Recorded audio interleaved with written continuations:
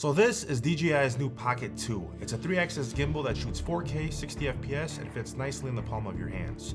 With this updated model, you now have a much new, wider, faster lens and larger sensor that should help provide a better image than before in lower light situations. And in today's video, we're going to go ahead and put it to the test to see if you should pick it up or spend your money elsewhere. Whoa.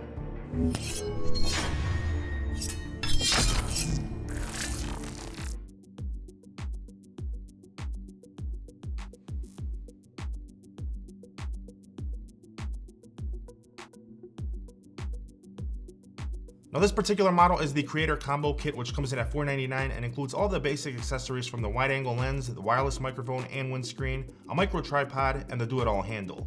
The basic bundle comes in at $350, which only includes the Pocket 2, a mini control stick, and a tripod mount. The design doesn't look different from the original model, which really isn't a bad thing considering its convenience and size. It's got the 3-axis design with a tiny camera head on top, all coming in at a super light weight of 117 grams.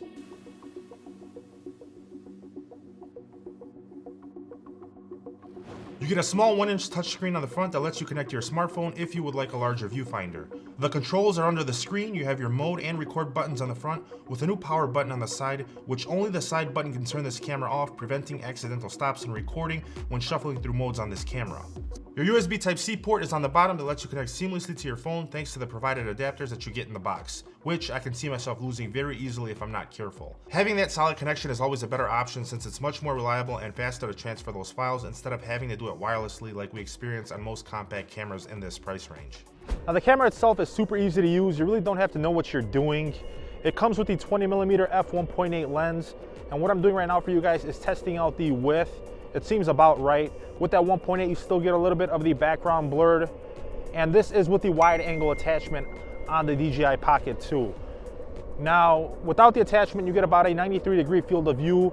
With the attachment, you get about 110 degrees in terms of field of view. So let's take off the wide angle attachment so you guys can see the difference. This is without it on, and this is with the wide angle attachment on. Once again, this is without it on.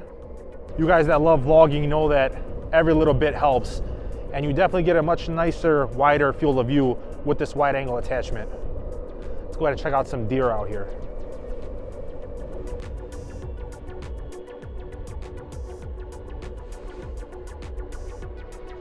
For fun, I threw on a 20mm f1.8 Sony lens on my A7S III to see how it compares since technically they're supposed to be the same.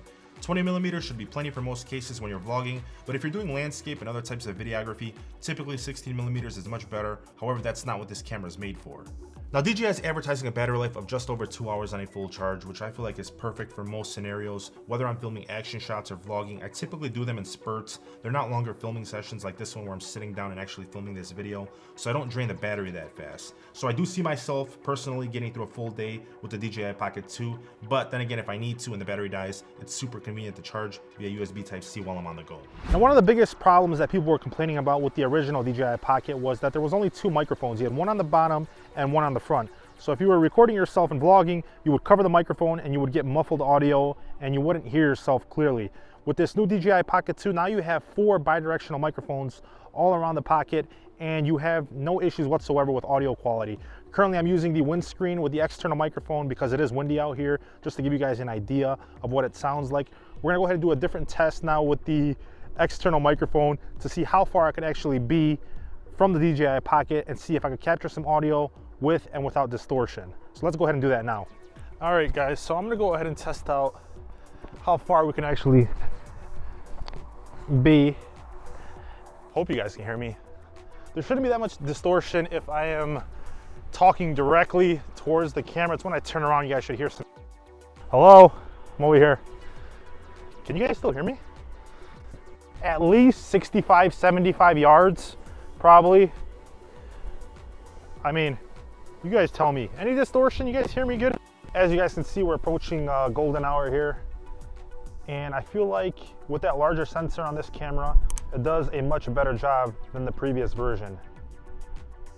Image looks nice and crisp, clear, stabilized. But let's go ahead and do the stabilization test between the iPhone 12 Pro and the DJI Pocket 2 while walking. DJI should be way more stable. I know you get more stabilization on the iPhone 12 Pro Max, but I figure if we're comparing this to the 12 Pro, you'll see a much bigger difference between the DJI Pocket and the phone. For slow motion, we get 1080p and 240 frames per second with a 17% crop, which if I remember correctly before, it was a 49% crop, which was terrible. On the front, you get this dope joystick that lets you adjust and tilt the camera on the Pocket 2 any which way, and it also has an auto tracking feature that tracks your subject while you're recording, which makes life very convenient when you need to use it in those particular scenarios. Now, one thing you guys will notice is that the camera has an auto tracking feature. So if I move, it moves with me. Move left, moves left, move right. It does follow me. It's not super accurate when it's dark. As you guys can see, lens is following me as I'm moving left or right. Makes it super convenient, especially if you're by yourself and you need to record. Guess these ducks want to be part of the action, huh? Anywhere you go, it follows you and it does a pretty good job of doing it as well.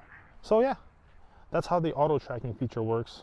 So in terms of audio, what we're going to go ahead and do now is see how the microphone quality compares on the DJI Pocket 2 versus an iPhone 12 and the much more expensive Sony ECM B1M microphone that's on the camera. So let's go ahead and do that audio test now. This is what the microphone quality sounds like on the DJI Pocket 2 internal microphone. This is what the microphone quality sounds like on the Sony ECM B1M.